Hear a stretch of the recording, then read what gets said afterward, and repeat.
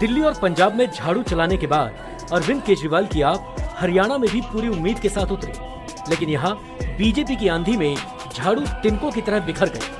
लेकिन जम्मू कश्मीर की एक सीट ऐसी है जहाँ झाड़ू कुछ इस कदर चली जिससे विरोधियों के पसीने छूट गए।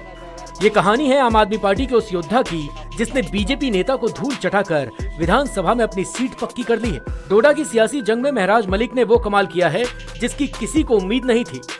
सालों से राजनीति के मैदान में डटे हुए महराज मलिक ने आखिरकार वो कर दिखाया जो जम्मू कश्मीर की राजनीति में पहली बार हुआ, और आम आदमी पार्टी का यहाँ भी खाता खुल गया। अब सवाल यह है कि आपके लिए इकलौती सीट जीतने वाले महराज मलिक कौन है? महराज डोडा के सियासी मैदान का वो सिपाही जिसने पहले डीडीसी चुनावों में निर्दलीय उम्मीदवार के रूप में अपनी पहचान बनाई।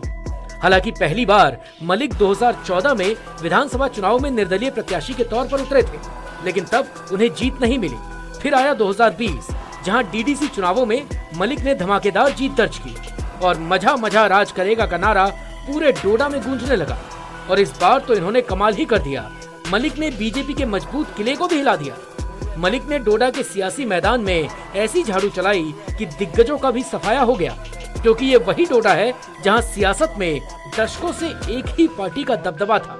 अरविंद केजरीवाल ने भी महराज मलिक को बधाई दी है।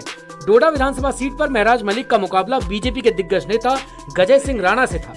पारंपरिक सीट होने की वजह से गजय सिंह राणा की जीत यहाँ लगभग पक्की मानी जा रही थी, लेकिन महराज ने राणा को लगभग 3000 वोटों से मात दे दी। ऐसे में मलिक की इस जीत को एक बड़ा उलटफेर माना जा रहा है। मलिक की जीत को इसलिए भी अहम माना जा रहा है क्योंकि उन्होंने एक कठिन मुकाबले में न केवल चुनाव जीता बल्कि जम्मू कश्मीर जैसे चुनौतीपूर्ण राज्य में आपकी शुरुआत भी की। यही वजह है कि ये एक जीत आम आदमी पार्टी के लिए किसी उपलब्धि से कम नहीं है, क्योंकि इस जीत के साथ आपने 5 राज्यों में अपनी उपस्थिति